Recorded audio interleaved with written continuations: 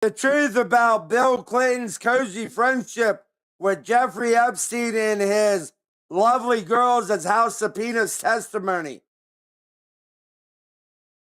When Bill Clinton looked out of a private plane window as it came to land in Africa, he likely had no idea how much the 2002 trip would change his life. The tour was a launch, his new nonprofit AIDS initiative, taking in 5 countries and even spending the day with former South African President Nelson Mandela.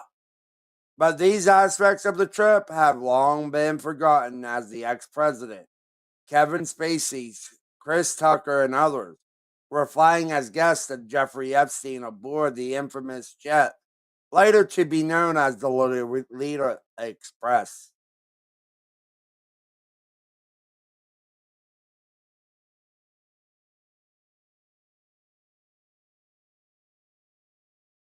I felt Epstein put the president at risk with those girls on board, said Spacey in an interview with Piers Morgan last year. It was disturbing. They were young girls on those flights. I didn't understand at the time who they were or why they were there. Something tells me they do not want any of this out. We're not going to go through all of it, but you can tell.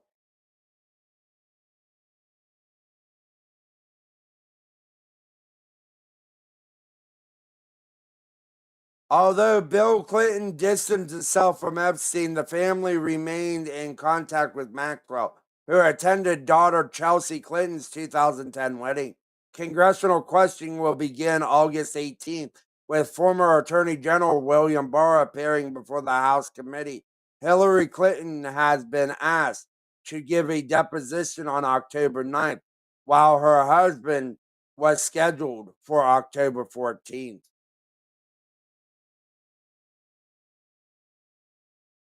Democrats have some answering to do.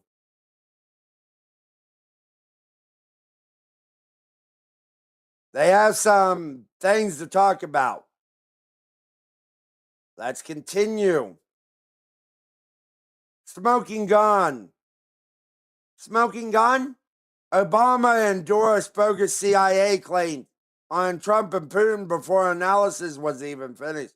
Before the intelligence community asset that he ordered was even finished, Obama made public statements endorsing leaks claiming that the CIA's conclusion was that Putin had meddled in the 2016 election to hurt Clinton and help Trump. President Barack Obama made public statement as early as mid-December 2016 indicating that he was endorsing a predetermined CIA view about Vladimir Putin allegedly wanting Donald Trump to win and Hillary Clinton to lose. The intelligence community asset, ICA, had not even been completed and was still being debated and drafted.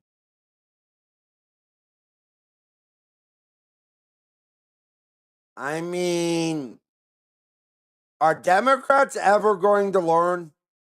Are Democrats ever going to learn?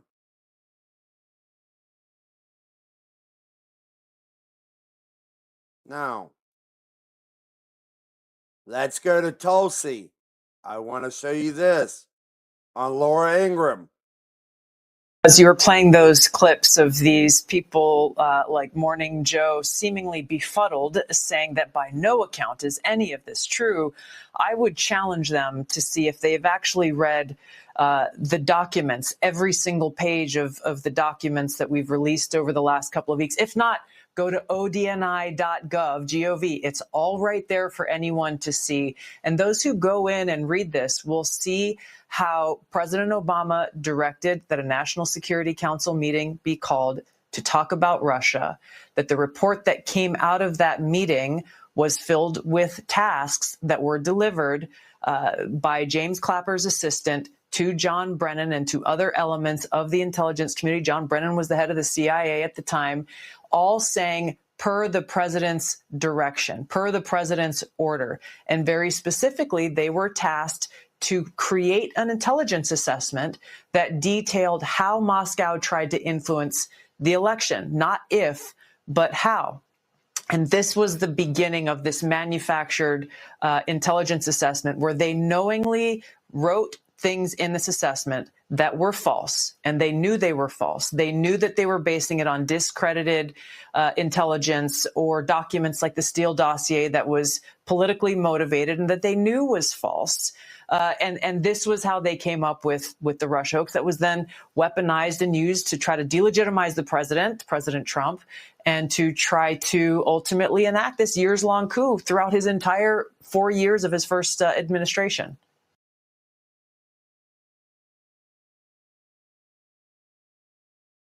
I wonder when these people are going to learn. We're not playing around anymore. We're not playing around anymore because we are tired of being lied to. We're tired of us always getting the short end of the stick. Let's continue. We got a lot of things to cover today. Might not take me as long as it normally does. Robert Mueller subpoenaed over Russia hoax. Living in memory care facility, report claims. Oh, that is an interesting one. That is interesting.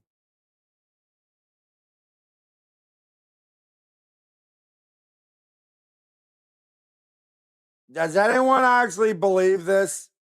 Does anyone really believe this assessment?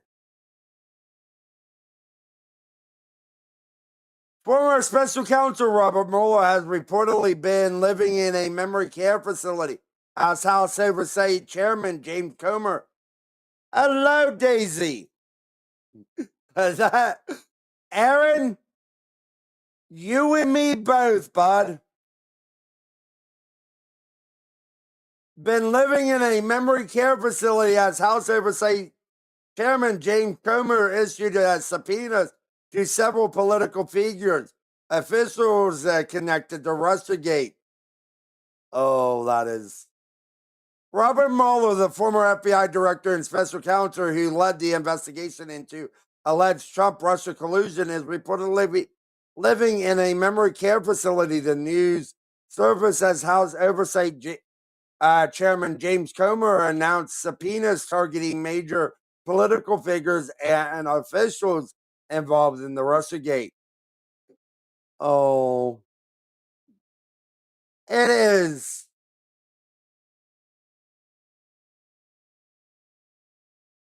It is interesting that is happening.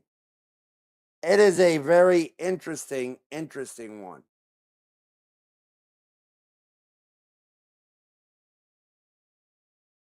But yes.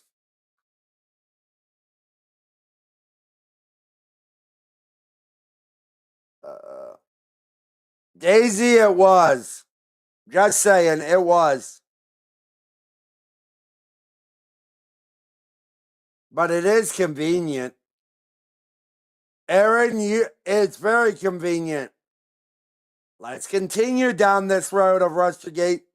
Report whistleblower alleges John Brennan's pathological need for control corrupted Trump-Russia investigation.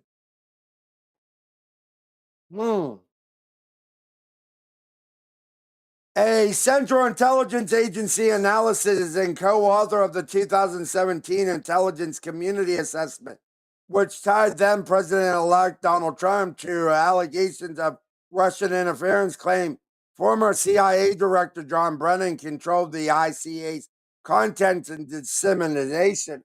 According to a Tuesday report, the anonymous whistleblower shares the behind-the-scenes creation of the infamous Russiagate document in an interview with Michael Schellenberger and Alec Gutentag's public on Tuesday.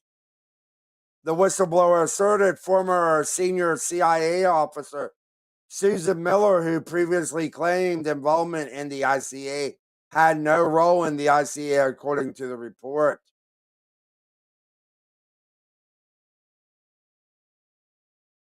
Oh, these people.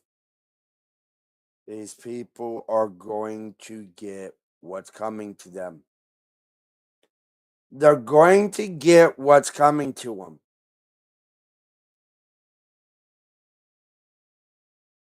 Now,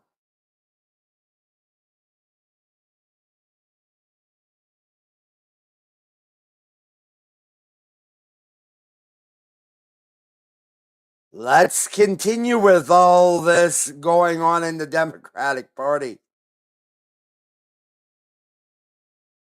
Biden team is ready to drop dirt on Harris if she comes after him. Mark Hallepin says Hallepin compares Harris to 2008 GOP VP hopeful Sarah Palin.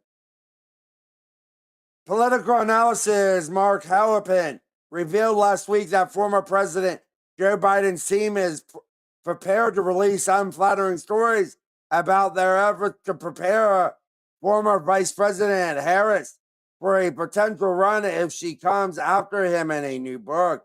Harris announced the release of her upcoming book, 107 Days, documenting her short-lived presidential run just a week after Biden reportedly signed a $10 million deal with the Hatchet Book Group for his upcoming presidential memoirs.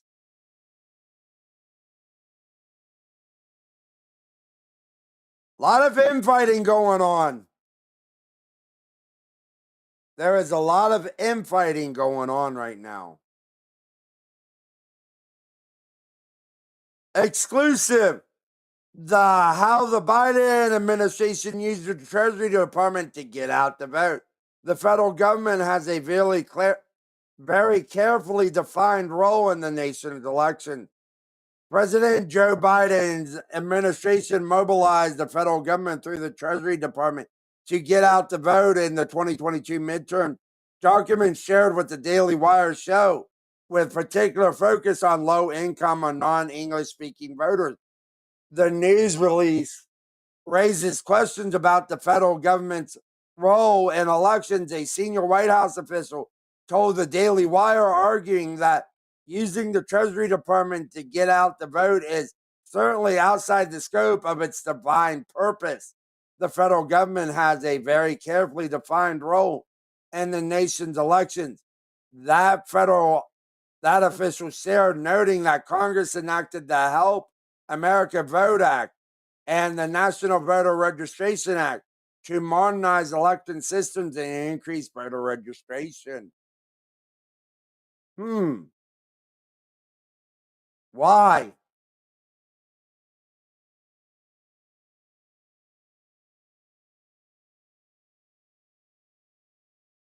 A lot of things happening within that Democratic Party right now.